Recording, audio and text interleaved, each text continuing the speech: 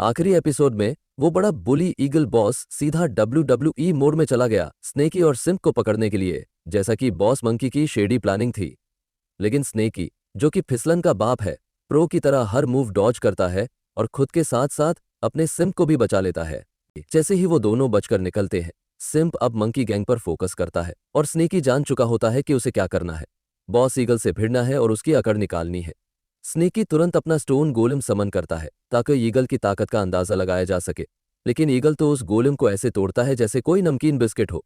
Sneaky बिना वक्त गंवाए अपना ग्रेविटी टेक्निक और गोल्डन स्किल आम्बुश ट्राई करता है, लेकिन ईगल फिर से उसे काउंटर कर देता है और स्नेकी दंग रह जाता है। वो तुरंत अपनी पूंछ का यूज करके पोजीशन शिफ्ट करता है क्योंकि अभी बस यही एक रास्ता बचा है।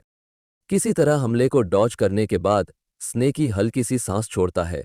अंदर ही अंदर मानता है कि उसकी टेल मूव ने उसकी जान बचा ली, और अगर वो चूक जाता तो नतीजा बहुत खौफनाक होता। उसे ये भी क्लियर हो जाता है कि पिछले हमले की ताकत किसी भी हद से बाहर थी और अब उसे किसी भी कीमत पर वो मूव दोबारा नहीं होने देना है। सीन फ्लैशबैक में जाता है कुछ देर पहले का वक्त, जब स्नेकी और सिम्प जमीन के नीचे छिपकर मंकी गैंग को बॉस ईगल से बात करते हुए देख रहे थे। वो सुनते हैं कि मंकी गैंग किसी सीक्रेट मूव की बात कर रहे हैं। स्नेकी सिम्प को वार्न करता है कि ये बंदर गैंग का लीडर मौका मिलते ही अटैक करेगा। उसे कहता है कि जंगल में अलर्ट रहना क्योंकि एक ही स्नीक अटैक गेम पलट सकता है।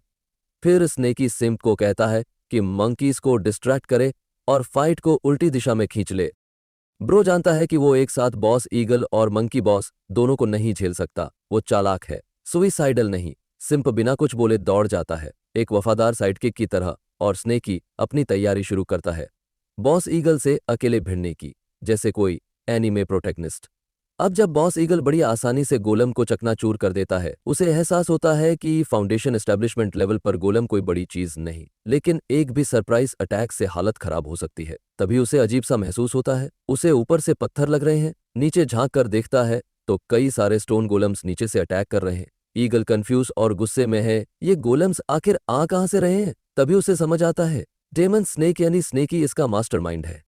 ईगल गालियां देता है, सोचते हुए इस सांप की इतनी हिम्मत, और तभी एक स्टोन सीधा जाकर उसे लग जाता है। इतना नहीं कि चोट लगे, पर ईगो की धज्जियां उड़ा देता है। अब तो वो आगबूला हो जाता है। पागलों की तरह नीचे आकर गैलेम्स को एक एक कर फोड़ देता है। चिल्लाते हुए कहता है, इतना घमंडी मत बन डीमन स्नेक। और ये भी जोड़ता है कि ये गैलेम्स मेरे लिए तो बच्चों का खेल है। सारे गोलम्स तबाह करने के बाद बॉस ईगल बुरी तरह बौखलाया हुआ इधर उधर उड़ रहा है जैसे कोई हेडलेस चिकन, और आसमान की ओर चीख रहा है, कहाँ छुपा है तू, निकल बाहर। स्नेकी नीचे से सब कुछ बड़ी शांति से देख रहा होता है, एकदम चिल मोड में। उसके मन में चल रहा होता है, जोकर बनाने का प्लान नहीं था, पर कुछ और इरादे हैं। जैसे ही ईगल जमीन के अंदर तक घुसने की कोशिश करता है, स्नेकी की आंखों में एक्साइटमेंट चमकने लगती है, जैसे किसी बच्चे को फ्री समोसे दिख जाएं। अब टाइम है चाल चलने का। जैसे ही ईगल अंडरग्राउंड जाता है, स्नेकी अपने छिपे हुए ट्रैप्स एक्टिवेट कर देता है। दीवारों से छुपे हुए हथियार निकलकर ईगल को चारों तरफ से अटैक करते हैं। ईगल हक्का बक्का रह जाता है, सोचता है क्या इस डेमोनिक स्नेक ने ये सब पहले से सेटअप कर रखा था। बचने की कोशिश में ईगल महसूस करता है कि तंग रास्ते में प्रेशर बढ़ता जा रहा है और हथियारों की डायरेक्शन उसे और अंदर धकेल रही है।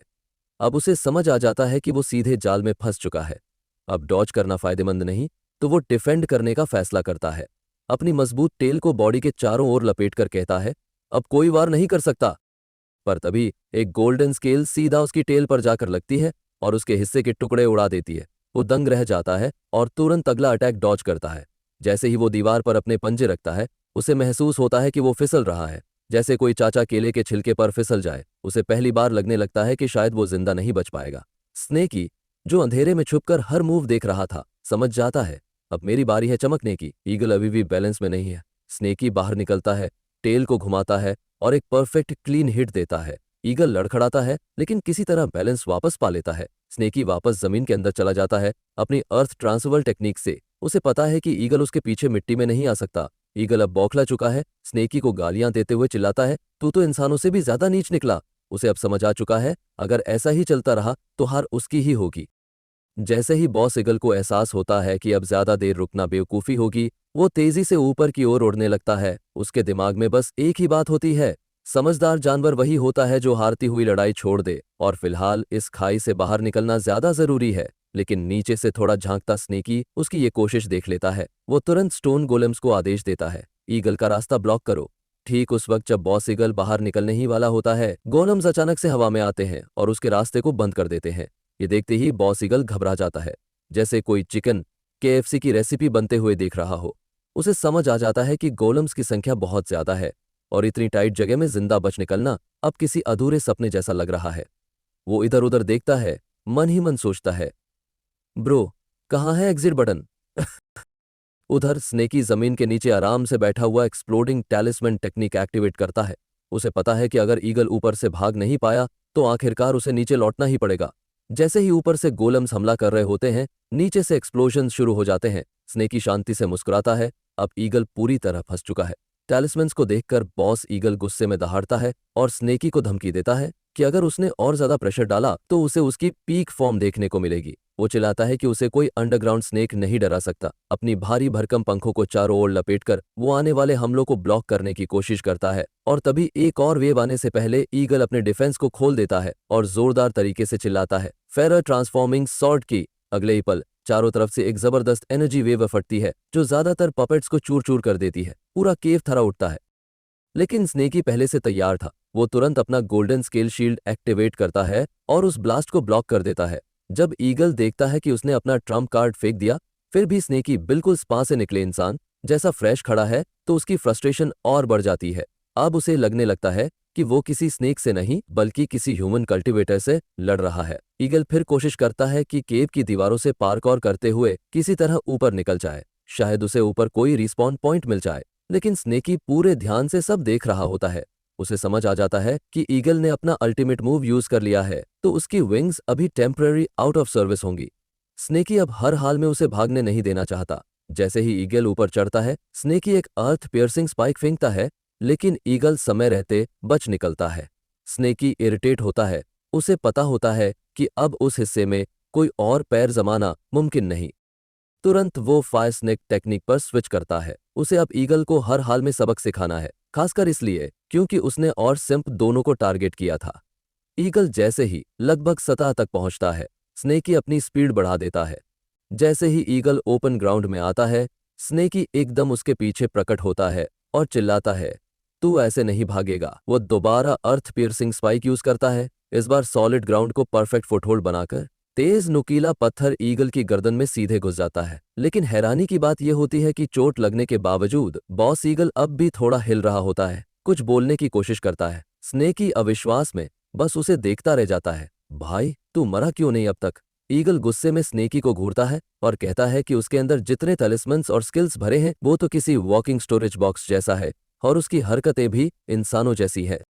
वो ताना मारता है कि स्नेकी को जरूर इंसानों ने पाला होगा।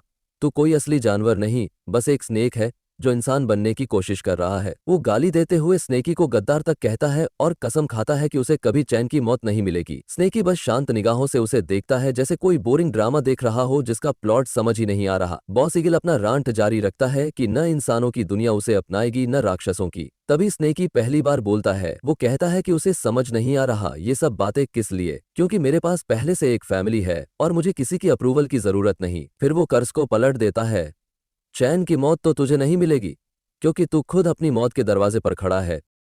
इसके बाद स्नेकी मल्टीपल अर्थ पियर्सिंग स्पाइक्स चलाता है और इस बार बॉस ईगल की कहानी हमेशा के लिए खत्म कर देता है। वो गहरी सांस लेता है और तभी उसे सिम्प की याद आती है।